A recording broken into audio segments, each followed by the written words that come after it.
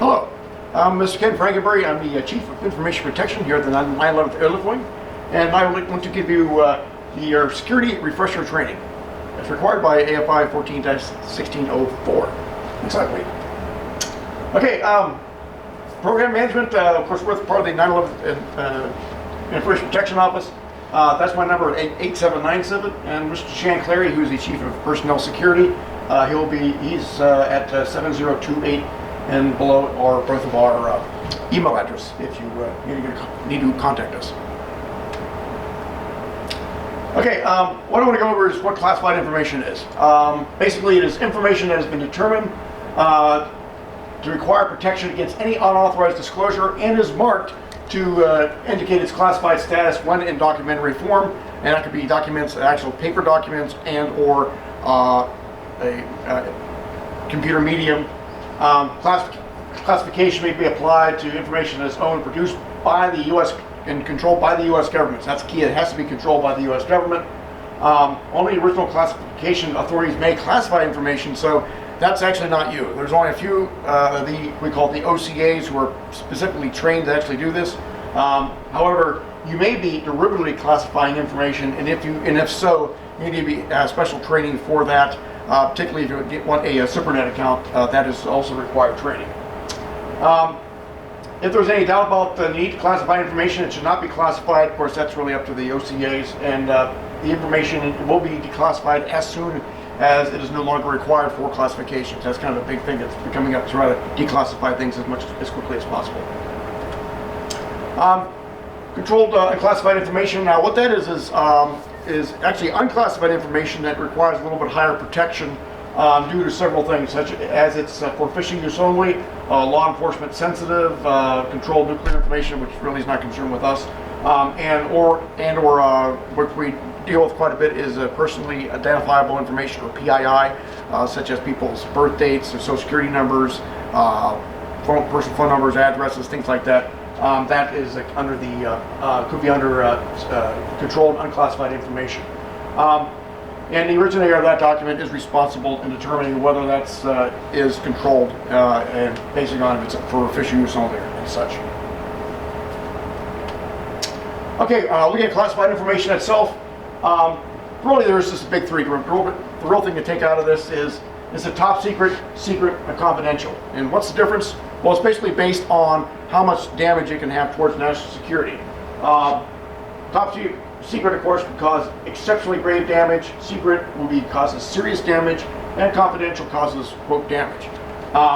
Now, with top secret, there is no top secret here at the 911th Airlift Wing, so that's really not really something to be concerned with. If you do find a top secret document by chance, we need to know about it ASAP, but that should not happen here.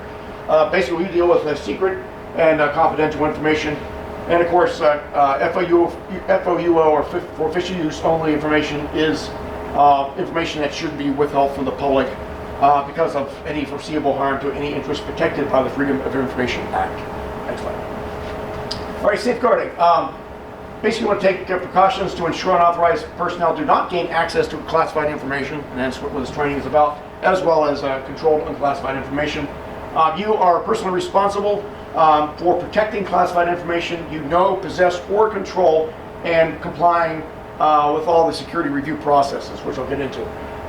Also, you must, the individual has final responsibility for determining whether the prospective recipient's official duties require them to possess or have access to elements. They must basically have the proper security clearance. They must also have the need to know, as well as signing the SF-312, the non-disclosure agreement. If you should notify your supervisor, manager, commander, director, security manager, or us if you discover any type of cellular or radio frequency or infrared devices in an area prohibited by areas with classified information or classified information systems. Next slide. Access. An access briefing is needed for those who have U.S. access as authorized by your respective commander to classified information. And I have been sending those out towards to anybody who has that access. And that is, we show on the program we work with is JPass, which shows everybody's security clearances. And also the contractor access, they have derived from their DD Form 254, and they also have to have that access form signed by that respective commander for whatever unit they have to be working in. The F310, that's for document receipt and destruction of classified information if you need to destroy it. And of course FOUO, and if you need to actually mail classified information, please come see our office. Hopefully you won't need to. There's many ways to be able to do that electronically. We're trying to get away from that as much as possible. If you do need to do that, let us know. And then FOUO, that could be used with first class mail and such, and to be able to, and making sure it's, nobody can easily see that. Next slide. Storage, protecting classified information and controlled unclassified informations must be done at all times, and it is under responsibility for that individual who's in control of it at that time.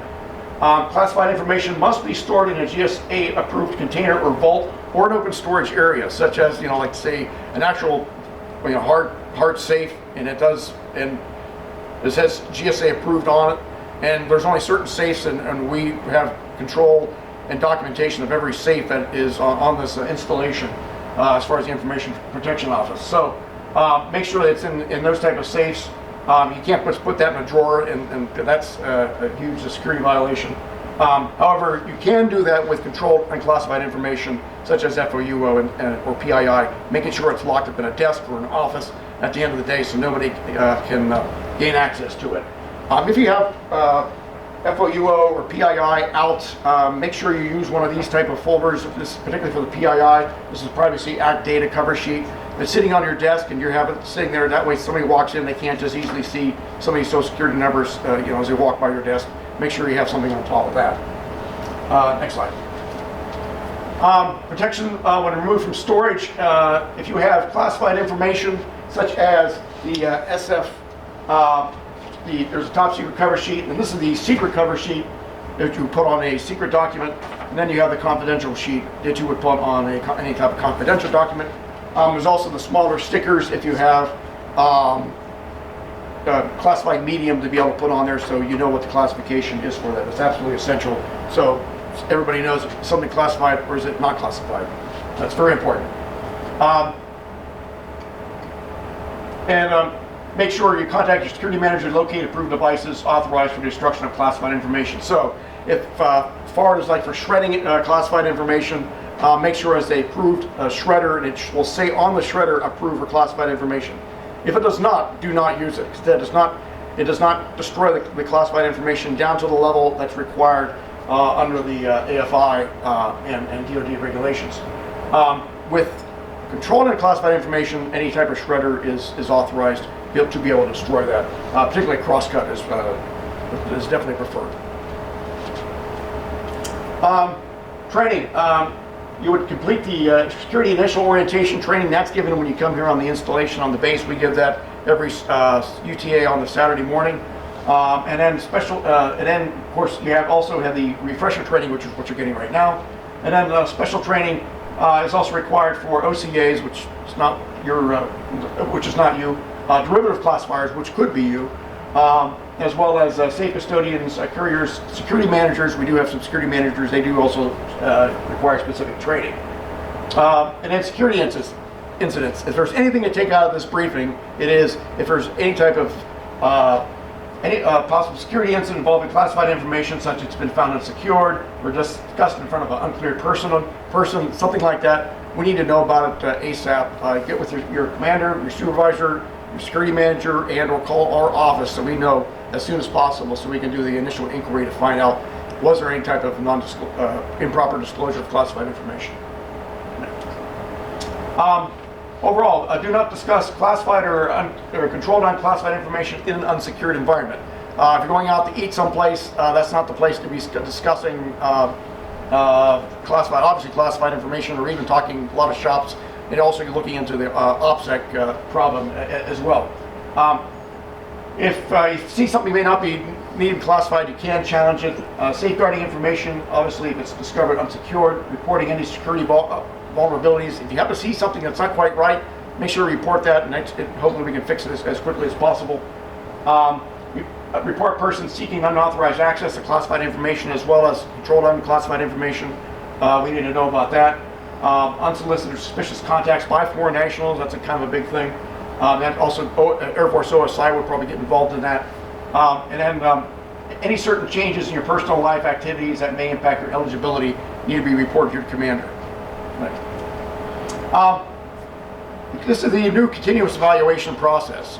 In the old days, you had a security clearance. You got it done every 10 years for a regular secret clearance, and nobody really looked at you in between that time. Well, those days are gone. Now, you are basically looked at a continuous evaluation from start to finish between those times. And with that, the Central Adjudication Facility will be taking periodic looks at your credit rating and any type of other issues that happen to pop up, such as criminal or DUIs, things like that, that happen to pop up on a docket. They'll be taking a look at that just to make sure everybody's still staying on the straight and narrow. And if something does happen, you need to make sure to report that. To not report that means you're trying to hide something, and if you're hiding something, it means you're untrustworthy, therefore you could lose your clearance, so not a good thing. You would want to report all your changes in name, marital status, citizenship, any foreign influences, any information about yourself or your co-workers which may impact eligibility to access to classified information. Something doesn't look right. Some airman happens to come, and all of a sudden he has a very expensive car he's driving around and seems to have a lot of money, and suddenly, maybe he has a rich uncle, maybe he won the lottery, but you need to find out when there's something behind that. And another thing we look at, and this is what really gets people's clearances in trouble that we've had in the past, is financial problems, garnishments of wages, bankruptcy, liens placed on them. They can't pay their bills, or they're not able to do that, and they will look at that. And you can't let that type of issue fester, because we will find out about it. Your credit rating will tank. The Central Adjudication Facility will contact us about it, and then if we haven't reported it, then it's not look very good on that individual. And then, of course, any loss or compromise of classified information, we also that also is an adjudication issue. Next, arrests. Make sure if you're arrested, any type of DUIs, that type of things, we need to know about it, and as well as your commander needs to know about that. Outside activities, outside employment, volunteers that could create apparent conflict of interest with your designated duties, personal contact, your trustworthiness. That's where it kind of comes in. Where if you're not truthful, they can suspend your clearance from that. And of course, personal wellness. There's more of the mental issues. If personality disorder, where judgment, reliability, or stability may be a security concern, and then that has to be taken a look at, as well as any type of alcohol or drug-related treatment. Foreign travel. If you have U.S. access to the classified information, we have a form that you need to fill out to let us know that you are traveling somewhere outside the country on non-official business. So we'll provide you the form. You can give that to us, and then that way they know that you're out of the country. Don't try to hide that, because once again, that looks like you're untrustworthy. Foreign contacts, any known foreign nationals trying to gain information, we need to know about that, as well as OSI. Drug involvement, that's kind of a no-brainer. That's obviously big, more of an issue, even with not even with the clearance, but just being in the military in general, or working for the government. And then misuse of information technology systems. If you're trying to hack into things in U.S. government systems, or doing something inappropriate, that can obviously affect your clearance. And then release government information must be approved by the Public Affairs Office.